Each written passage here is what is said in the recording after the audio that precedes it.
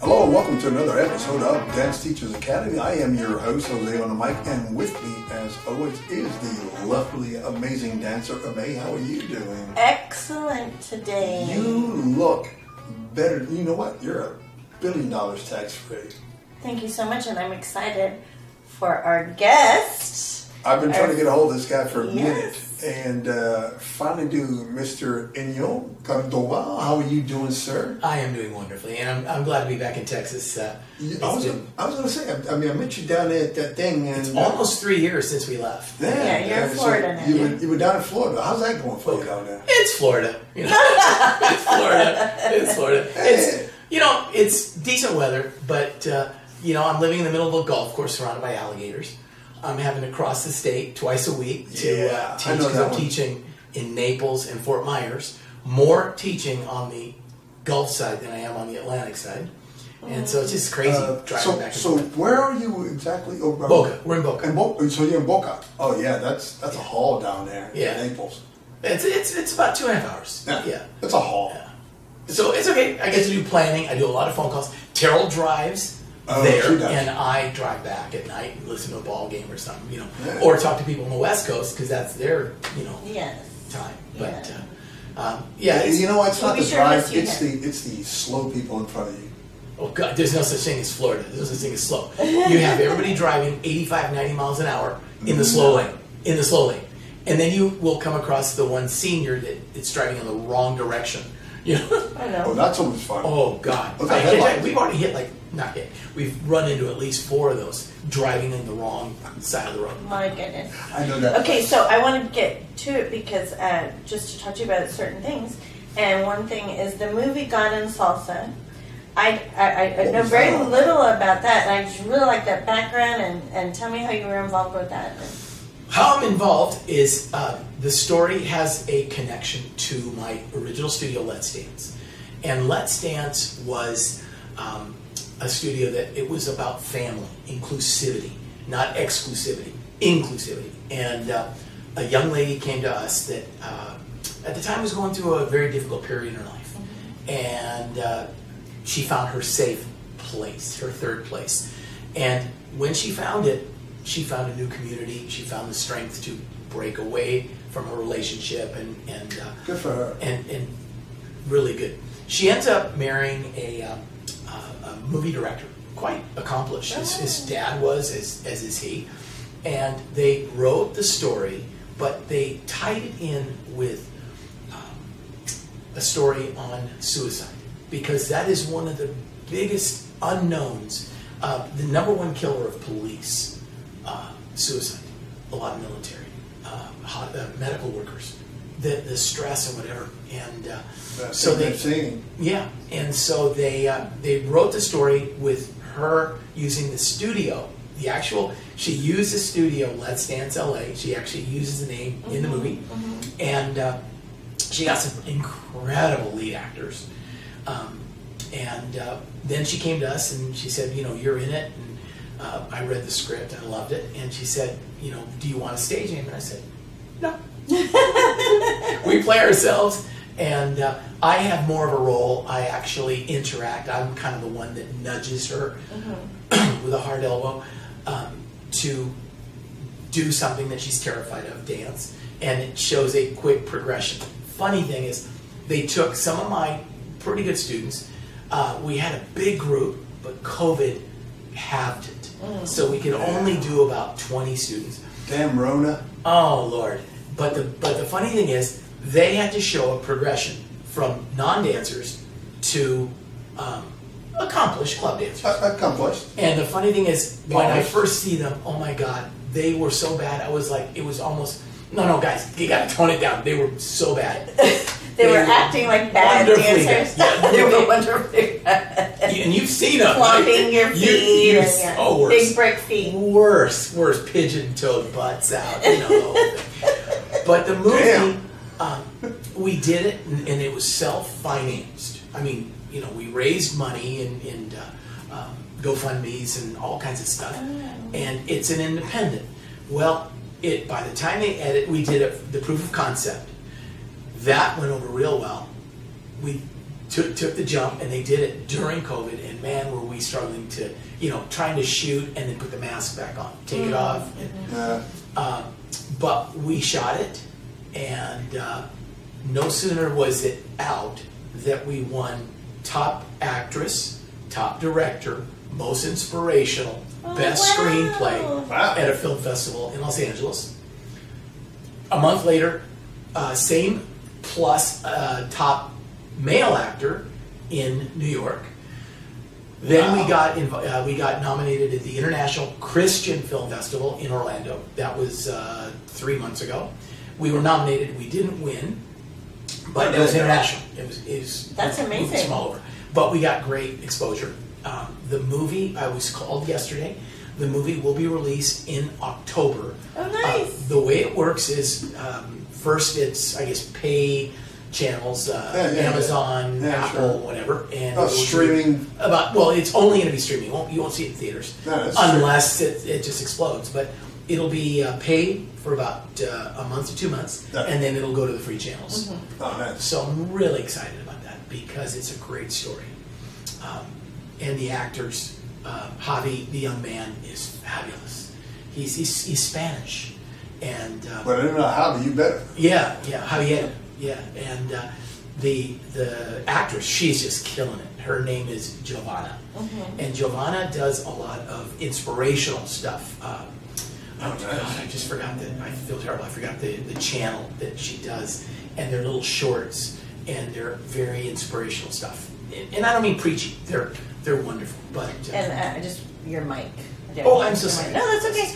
But what we can do is when we do the podcast, we will put her channel when you remember, and we'll put the channel. Yeah. I keep reaching for Ronnie.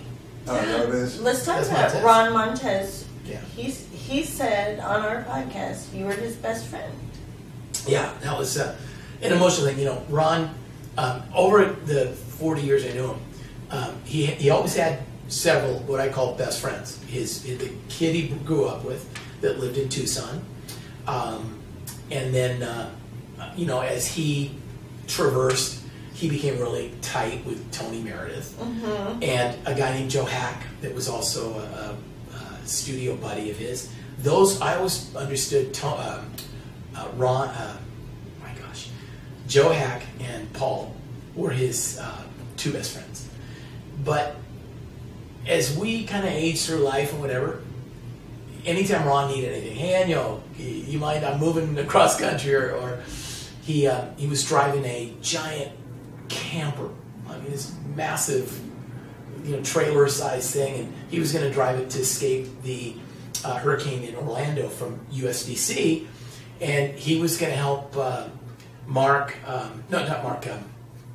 Oh my God! I think I got the COVID fog.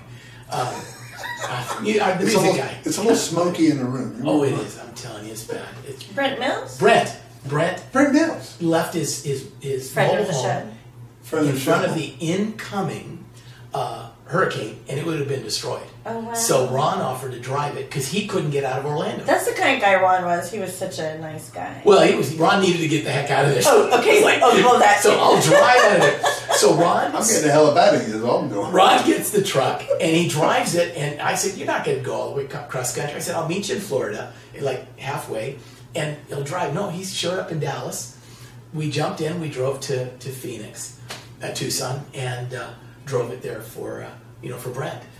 And then just not too long after that, his son passed away. Sudden. It was horrible. And I jumped on a plane and we drove from Tucson to San Diego for the memorial service. And that was really me just being there for him. And to me, he was my mentor. He was a guy that I really looked up to. But I always, we always ribbed each other.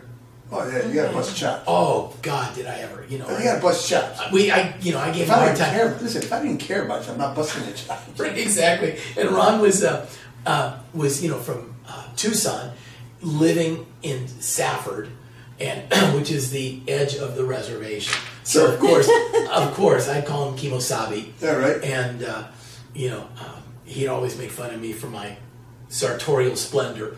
We'd have fun. we always, you know. Colorful metaphors. Yeah. Oh my God. But when we would travel to England, Ron would do the dumbest things, you know.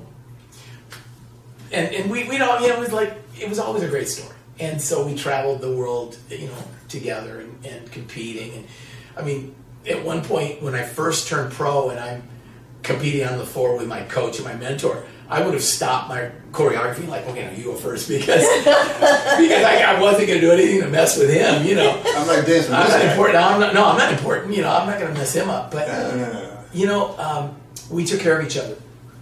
And Liz got injured in Blackpool, and there I am. Imagine trying to get ice in Blackpool. And you go to the bar and go, look, I need ice, we have an injury. And they'd give you 2 ice cubes, you know, only in England. And, you know, we drove up to Scotland, and I had a great time. Ron, he actually tested me for my exams. And then the last part of the exam, we went to Greece, because we were going to be teaching in Greece, and we rented a Cabaret. Spent a week, and it was wonderful between the... Sucks to be you. Huh? Yeah, terrible, I know. But yeah, we had four couples on a Cabaret, sailing around the islands and talking dance, business, and me giving them my knowledge, and Ron, you know, always talking about... Yeah, talk business, otherwise it's not a write-off. No, it had to be, you know how that goes the whole time. I'm like, yeah, give me another glass of wine. Dance. If I say dance every third week, it's a write-off. No, you go 1, 2, 3. 1, 2, 3. We're working on our timing. I love it. So, yeah, but anyway, after he passed away, we took his ashes and we divided them. And his favorite place was the Big Island, where he used to have his comp, the Aloha Ball. And Tony spread some of the ashes there. We planted a tree in Sun City, where he was living. And the best story, we're all planting a tree a block from his niece's house. And they're, you know, doing the shoveling, and they've had to really work the city council to get a tree, you know, on the edge of a public park. And as we're about to spread his ashes, I look up and I start laughing hysterically. And people look at me and go, what's so funny? And I go, only Ron. I go, we've just planted him at the entrance to a dog park. And Ron would have laughed. Every dog's going to walk through there and introduce themselves to Ron's tree. Oh, wow. Only Ron Montez, right? Damn. So, that was the story of our relationship, you know, always. Yeah.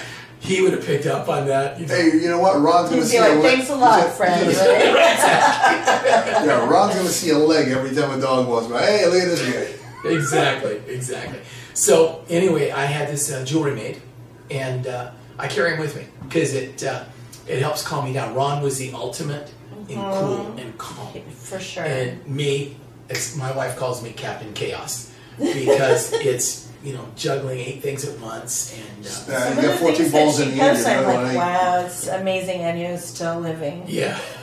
Like when she had to get ready in 20 minutes for some kind of filming. And you were like, I have to leave in 20 minutes. It was something kind of recently when you were in Florida. I'm not. She commingles stuff. You know. Commingles. No, I mean, like, it's funny, but I can tell you now, I mean, back when we had the studio, my kid brother was dancing in the swing world, and he still is, obviously. And the World Swing Championships were that day, and his girlfriend, who I had started as a pro-am, Robert's telling me, you know, you should enter this thing. The money's fabulous. And I was, you know, Terryl and I are competing. We had been doing shows. We had been on a cruise ship, performing 3 nights a week, so we were tight. But Rob was, oh, you should do it. And I'm like, nah, you know, we're not into the competition. We don't really want to.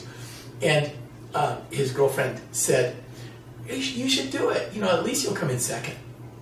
Oh, that's all you have to tell Enio. And he was going to dance with her because he was between partners, and I was going to say that. And I had trained her, and I mean, no, really. Okay, so I looked at Terryl. I looked at Terryl and I said, "Get your dress. We're dancing." And so we go down there, and Buddy Schwimmer's running the thing. And when he introduces us, he goes, "We have a write-in, judges," and he goes, "It's the other Cordoba." And a lot of people were like, they knew me from the swing world, but not in the same way they knew Robert. And so we went out and won the thing. World Swing Championship, the Cabaret division. You got nasty.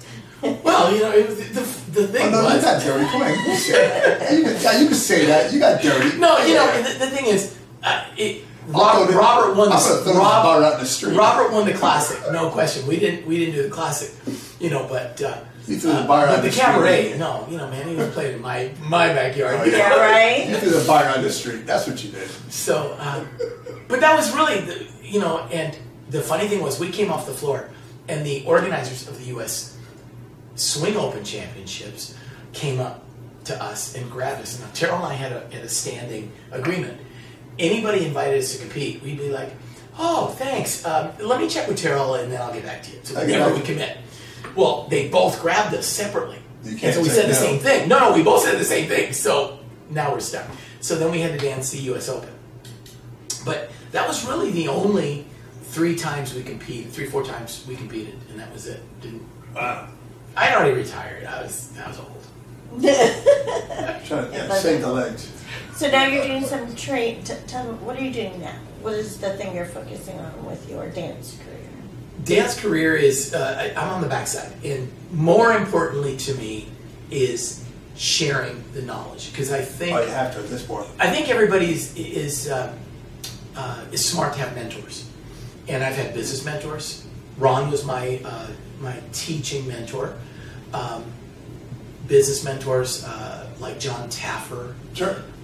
Incredible about understanding business and people.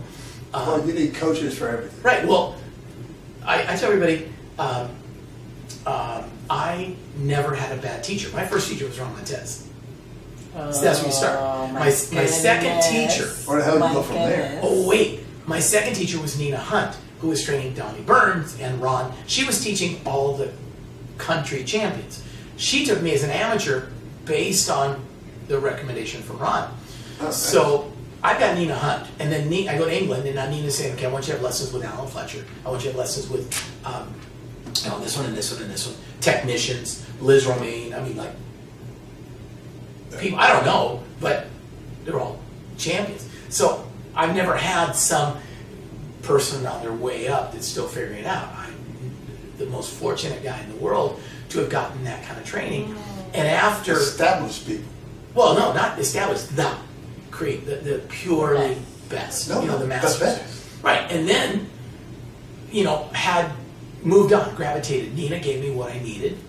She was...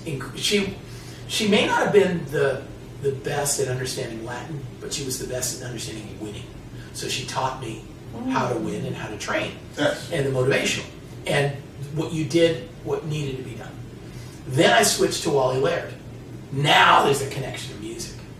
And Wally says to me, you know, "Why are you coming here?" He goes, "You've got better in the U.S." And I thought for him to say that was, you know, Vernon had just passed, but he mentioned.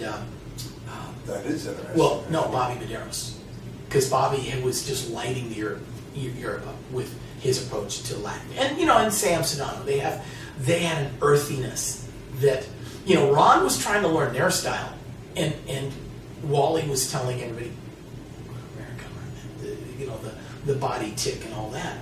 And to be honest, I was seeing that Nina would come over and would spend a lot of times looking at the stuff we were doing, do that again. And then 6 months later, you're watching it on the European couples. You're going, I know where that came from. yeah. So, you know, I know that block. Yeah, but Wally flipped it. He was about the music and the authenticity.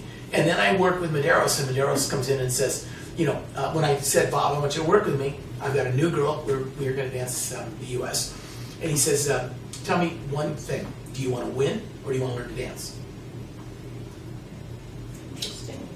I'll take dance. I'll take the dance. He goes, good, because if you'd said the other one, I wasn't going to work with you. Wow. And it was the best decision I ever made. Wow. Because, Ron and Nina gave me the early technique and the whatever. Medeiros comes in and now gives me the connection to the authenticity that I had learned before I even started. I was in the folkloric group. Sure. And so here I am learning about authentic Latin and music. And Bob's flipping everything upside down. And now you go, okay, I can either go with what everybody else is doing, or I can do what, Medeiros is pointing me to, that, when you hear something and you'll know if what you're hearing is true. Oh, yeah. And I knew that what he was saying was right. And it feels right. And I took Karen Lee, and she'd only been dancing a year, and we won at US DC. Back that year it was USBC. But I at that point I retired. I said, no, I've done enough. I've got kids. I wanted to be there, and I opened the school, and that took off. The school, I started out like everybody else, pro-ams and a few group classes, but no energy. And all of a sudden, we started to realize the how to build community, the inclusivity, and the studio took off. And after about 15 years, I bought a nightclub, built a nightclub, a new nightclub, and it became a big hit for about 10 years. And then 2008 hit, and it was like, oh God, that was murder, and I was exhausted. I had been doing it for 28 years. So I needed to, back off. And I took care of my mom and my dad. My mom died of cancer that year. I'm sorry. And yeah, it was quick, and that's good, But my dad got Alzheimer's, and I said, you know what, I can afford to take care of him, and did that. So, we were teaching a little bit on the side, but I got to take care of them the way they took care of me, and that was really, that's my nature. And you're taking care of your 100-year-old aunt. She ran my studio for 15 years. Oh, wow. As the front desk. I didn't know that. Oh, yeah. And to me, it was, she helped raise us and my kids. And, and I said, payback. So happy to do it. So we take care of her. And, she's the last of that generation, last connection to the old world. The old guard. Yeah. So that's good for you. So that's the, like I said, passing on the mentoring. Now I'm traveling, and helping studios understand the differences between the ego-driven. People are here because they want to be like me, and people are just looking for fun. And people forget how to have fun. And I don't disagree with that. I teach them how to have fun. Yeah. And we became the Pied Pipers. We took them on cruises. We had a cruise of 400 and some with my brother and Beata. Did a giant swing cruise. Then we did a giant salsa cruise, and we did a third one. And then the fourth one came on about 3 months after 9/11.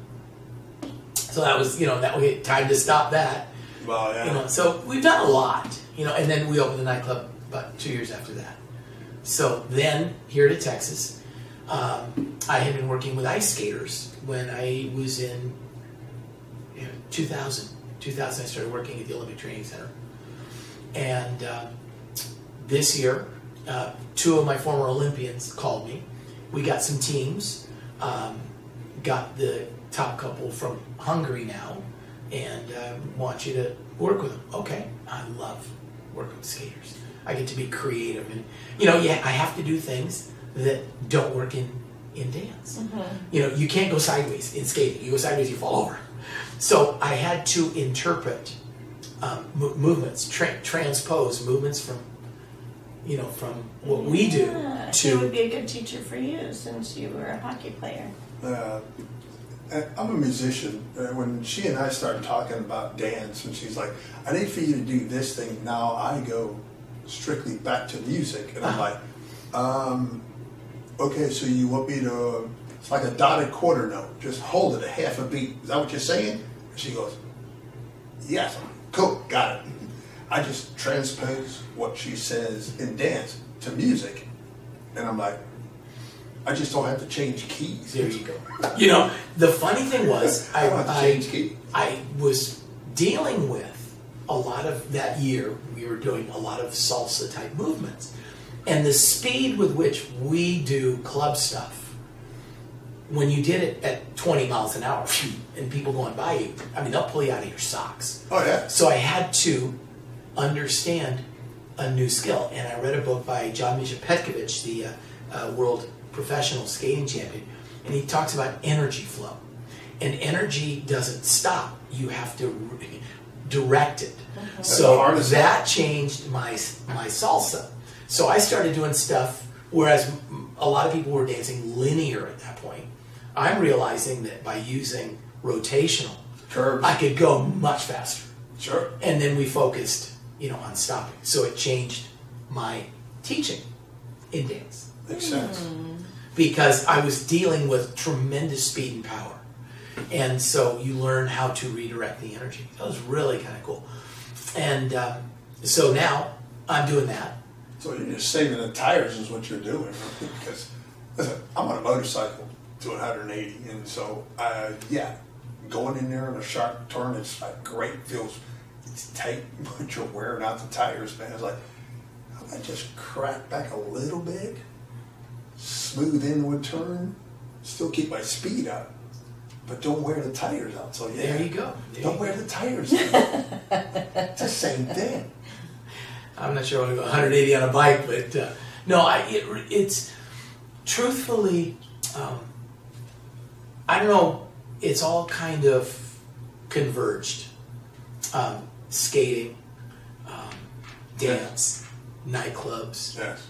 And, you know, in bar ownership, that was a unique animal. Okay. That's a whole thing. Mm-hmm. That's a species on its own. But see, John Taffer, the famous guy from Bar Rescue, yeah, he's a loudmouth, but oh my God, he's so it's so insightful. And he says it's about the experience. And it's the experience, most people, that word is over their head. They don't understand that people don't come because they want to be me as a dancer. Sorry. Hold his other hand. I know. What do you want? I'm Italian. No. I wish I was Italian. I wish I was Italian. No. So I came up with a, you remember John Wooden? Sure. Okay. John Wooden has his pyramid of success. Yes. Who's John Wooden? The top educator, basketball coach ever. Oh, okay. I know, UCLA. Okay, gotcha. But he wrote a book on his pyramid of success. It's fabulous. I took it and put it on dance. And I said, you only need 5 levels. The most important thing for dance, a dance studio, and understanding is people don't come to us because they want to be like us. They're looking to forget somebody, meet somebody. The kids are out of the house. They want to lose weight. They want to do something, whatever. But they're tired of going to the pub and drinking with their buddies. Yeah. So face it. My number one thing is, my base level is to facilitate relationships. Practice without a license. I get that. No, I'll explain it differently. The ability to meet people without, guys hate, you know the bar scene. We hate the, hey baby, what's your name? How are you scored? Whatever, all the pickup lines. And the reason most studios have more women than men is because the teacher makes the mistake. The guy goes, dancing looks kind of fun, whatever. They go in and the first thing they do is they hand you a girl. And they put you in hold. They hand me a girl, my brain's, they say the other brain takes over. But our brain freezes up. Why? We do not want to look stupid in front of a woman. That's that's our number one. Right? So what happens is when we taught classes, our classes were always 90 minutes. And we did a warm-up that was about 40 minutes where the guys got to be with the guys. The guys got to stand together and do skills. And you equate each skill with a sport. A golf swing, a tennis swing, bowling, powerlifting, whatever, mowing the lawn. analogies that they can relate to. Sure. So now the guy goes, I've done this before. And I keep telling him, everything in dancing you've done before you walked in the door. It's muscle memory. No, not even that. You're not learning daylight. You're not learning how to move the girl. You're learning when. Yeah. Because if you've mowed a lawn, you know how to go around a tree. Yeah, you know how to go you know how to around steer a girl. You don't think about it, you just do it. You don't think I'm going to move my feet. You move the lawnmower. Well, I go, when I move myself, the lawnmower, the girl will go with me. If I am taught how to hold her. But we make the mistake of putting the girl in the guy's face, you know, and then It's like, yeah. right. I don't want to step on it. Right. So the first thing we did was separate them, but that made, and several other things that I teach. I don't want to give everything away, but several things to facilitate the relationship where the guy can comfortably meet a girl, get to know her without feeling like she's being hit on. So that created this safety element for women. Mm-hmm. Big time. And for the guys, a much more relaxed getting to know people. Makes sense. Right? And so our first level was the facilitating relationships. Then the second thing was usability. Think about most dance studios. They use strict tempo, right? So then they go to a club and the band's playing the cha-cha's too fast, the salsa's too fast, the mambo's too slow, you know, whatever. And why? Because the teachers believe it has to be 2 minutes. My salsa club was open till 4 a.m. I had people 60, 70 years old dancing from 8 p.m. till 4 a.m. And they would take water breaks. Why could they dance a 7-minute mambo, salsa? And you go to a salsa, to a ballroom event, they play, you know, a 2-minute mambo. And everybody says, well, it's too fast, it's too long, and I can't do it. Inherently, they're doing it wrong. So they don't want to hear that. That's, you know, the ballroom community, unfortunately, is very quick, very slow to react. So yes, they in are. the swing world, when they say ballroom swing, that's not a compliment. You know, in the salsa world, you can always tell the ballroom dancers because they got a goofy look to them. It was like a big giant light over their head. You know, like, well, there's a ballroom dancer. Yeah, they're doing the karate arms, you know, Bruce Lee arms. And they don't get it. It's not about showing off, right? Bruce Lee arm. If you go back to the Palladium days. Chuck Norris legs, yeah, man. The Palladium days. When did you ever see a woman's hands above her head? The hands were held out. She'd be showing, look what Jose got me. Right? Yeah. The beautiful manicure, you know, and they would dance the body. And the highest hands go enhance the positive, you know. Sure, I keep. This came out of the disco era. So now the girls are, half the time they look, you know, like giant weed whackers. You know, you're ducking the elbows because where your arms are up, these girls, the arms go like this. And so you're like, damn. I feel like Muhammad Ali. I'm doing rope-a-dope because they've been taught to put their arms up in the air when they spin. And so I go in there and I tear it apart. And all of a sudden, you know, the teachers are like, what are we going to do now? He's just told them that what we're teaching them is wrong. And they either have to up their game, and some of them just aren't comfortable doing that. But I always say, challenge me. Ask me, because I've studied it. And I look at the development of a dance. And where did it take a right angle? Where did it go off the rails? Where did he go to Albuquerque? Because that's what Bugs Bunny. Bugs Bunny said it, man. I took a right turn at Albuquerque. I should have gone out. You know, but that's the thing. And so same thing with the music. It's strict tempo, you know. And I'm DJing now, and I'm playing music from your era. In other words, I look at my crowd. What's the age group? And I think back, okay, whatever your age is, what music was playing when you were 15? Yes. And, you know... It's a good way to look at it. Well, it's a very simple, it's a rule of thumb. The music when you were 15, or as Kid Rock says, the first time you got laid, that's the music of your generation. When you go with your friends, when you go to a bar, the bar that plays your kind of music is where you're going to go, right? Right. So the music of your generation is the music you want to dance to. So I want my students to know, okay, they play Steely and Dan's Do It Again. Man, I can cha-cha to that. So they go someplace and they're playing that song. You're going to get up and cha-cha, and your friends are going, dude, where'd you learn to do that? He goes, I'm taking lessons. I'm proud to show it. But no, I can't go anywhere because it's not strict tempo. The floor's not wood, and so. Yes. Well, that's the problem.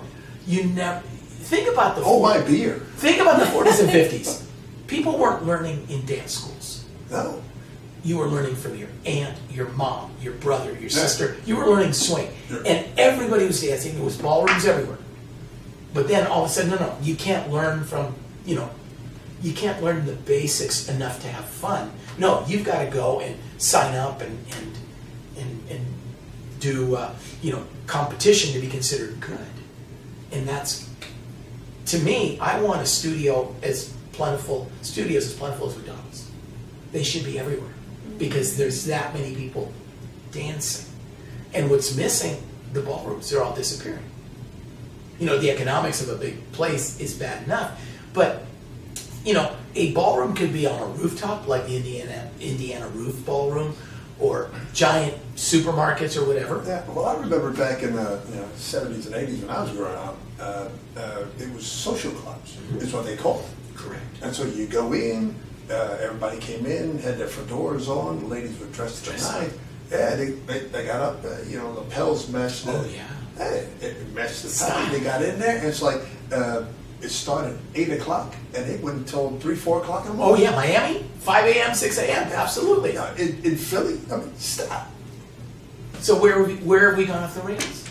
We've become, it's syllabus, not lead and follow. See, I think the swing world really understands it.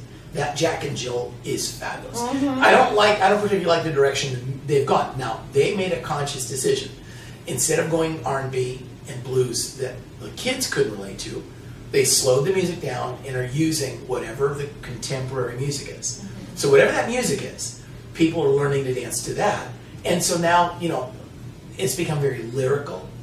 I'm not a fan of that because I prefer the rhythmic. Plus, I like the older music. Well, I'm a musician, so I don't care about the lyrics. I'm playing the music. Yeah, but so for me, but it's when all you about see the music. now, it's like, well, no, I can't say it. You say it. It's all pop garbage. Yeah, no. I was going to say how Ramiro described it. He said some of them are more. I'll just paraphrase. Some of them are more dramatic than he is. Yeah, they're dancing, and wow. It's that to me. There's no problem. But if they get to express themselves, wonderful, more power to them. Good for them. But the point is, Jack and Jill is based on interpretation of the music and the ability to lead and follow, as opposed to lead and follow with syllabus. That's the huge thing. I remember when I was being trained, and that was the main focus, was lead and follow. Not anymore, is it? We lead and follow everything. Mm-hmm. And it was so much fun when you go, I recall a time where I was in Paris. It was early in my career, and it was for a ballroom event, and then most people went to sleep, but one of the other instructors and I decided we're going to go out to a nightclub here. We're in Paris. And they had a salsa set, and I saw a guy across the room, and he saw me, and we met, and we had an amazing salsa together. You weren't doing syllabus, were you? Chemistry, it was fun. I'll never forget. No, and it was great, and we had a great dance, and there was a lot of chemistry, and everything he led, I followed, and it was just beautiful.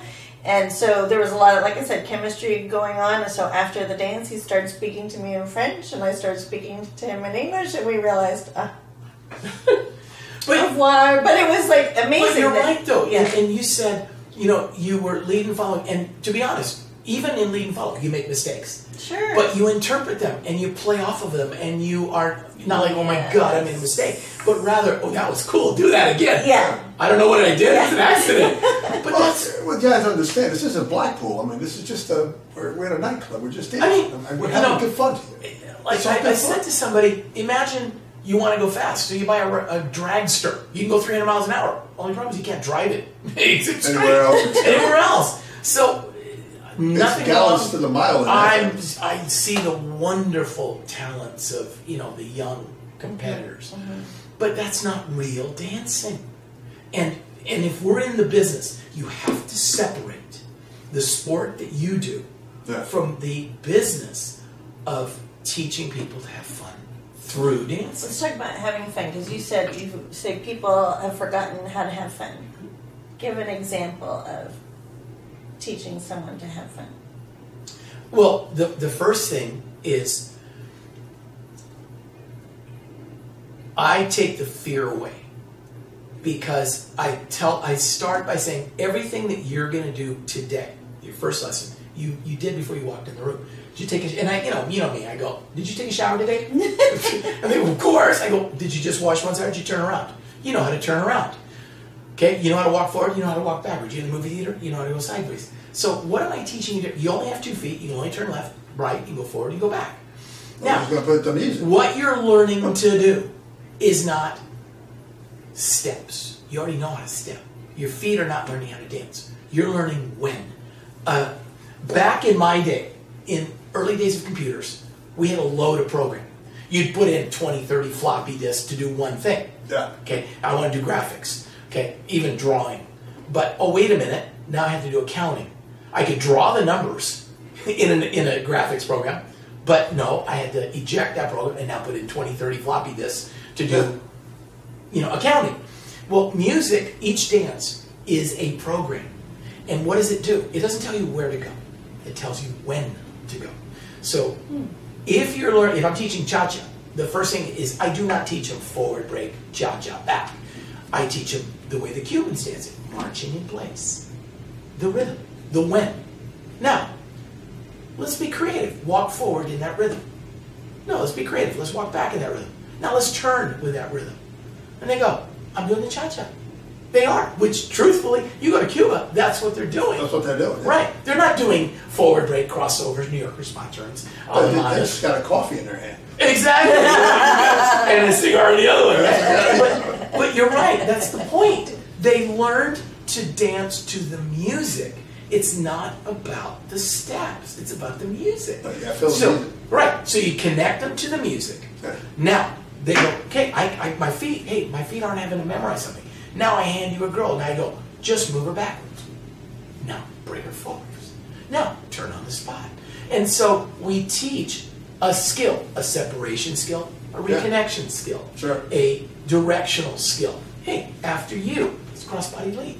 So when I teach, I'm teaching skills, not patterns.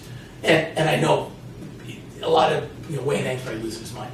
Because I'm sure steps are great. Sorry, Wayne. The steps are syllabus is great for teaching. But if you think about this, the premise of taking teachers, newbies, turning them into teachers, is the equivalent of McDonald's. McDonald's doesn't want Wolfgang Puck to make the best hamburger in one place. Yeah. They want it to be replicatable.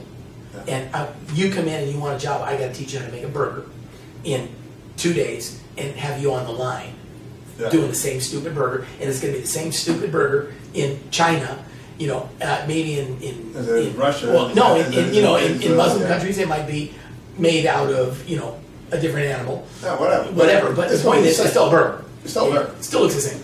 And so that's the problem. 2.5 minutes. That's my right. program. And so the problem is, we think give the beginner teacher to the person that doesn't know anything, and he's one page ahead in the book, and so do a syllabus because the teacher can replicate the syllabus instead of teaching the skill, which is a higher level. In my opinion, the people teaching the beginner, it should be the most advanced teacher, because that person needs simplification, and beginner teachers overteach. They're gonna overteach. They're gonna give too much information because they've been tested to memorize the book. So when we make it simple, you bring it to skills they already know, and then dancing becomes easy. I've made it beta hook. Right, exactly. I've made it easy for them. And then Don Miguel Ruiz, the philosopher, Four Agreements. Yes. Okay. He says love is like a drug. We're like drug pushers. And you give somebody a little taste of something, and they go, oh, this is good. I like that. And, and then you go to another party and the guy gives you some more, and then you're, that's pretty cool. And then pretty soon, you go to him and say, hey, can I look? Oh, you gotta buy it, man. And so it's not they get you hooked. Well, dancing basically would happen that way if we didn't make it a horrible experience of learning. And that's the problem. Most guys simplify it. Most guys get handed that woman right away. Yes, that's what he wants. But the problem is he doesn't want it there first. No, he's got to be a good dancer before he's comfortable with him. So you got to get to him to that. There you go. So then the only place they can go dancing is a dance studio. And what happens in most dance studios? Unless, like Studio 22, for example, that has different departments. They're not paying us by the way, so and most studios have, general ballroom dances. Sure. So if you wanted to learn one thing, you go and they play one swing, and now you wait for 18 songs: country, nightclub two-step, waltz, foxtrot, tango, East Coast, West Coast, and you got to go through the 18 dances before you get back to yours, right? Yeah. So what happens? This is no fun.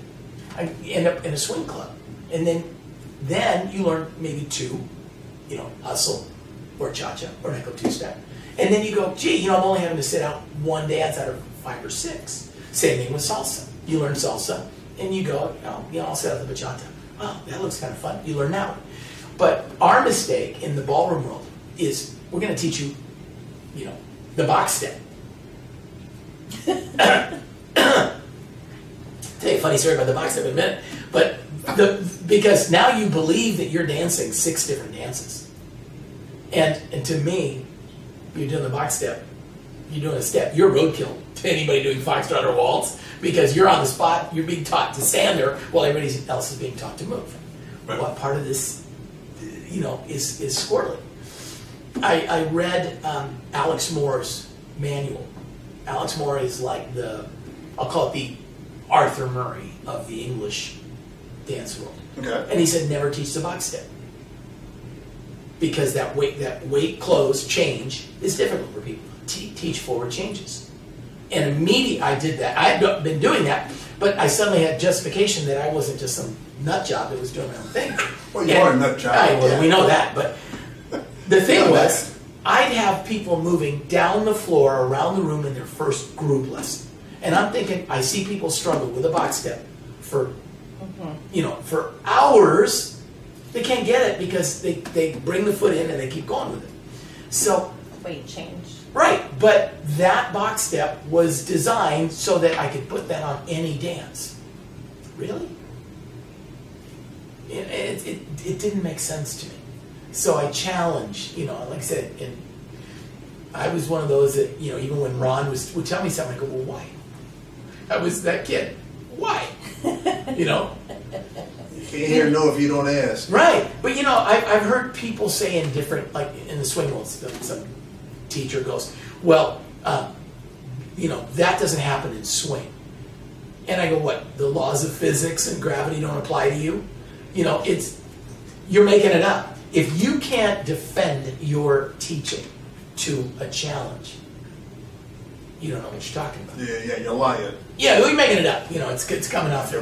You're pulling it out of... you know where, exactly. Yeah. So that for me is, to roundabout to get back to the usability, we don't understand it, say generically in the ballroom world, because they think that by teaching you a whole bunch of dances that are not connected to the music you like.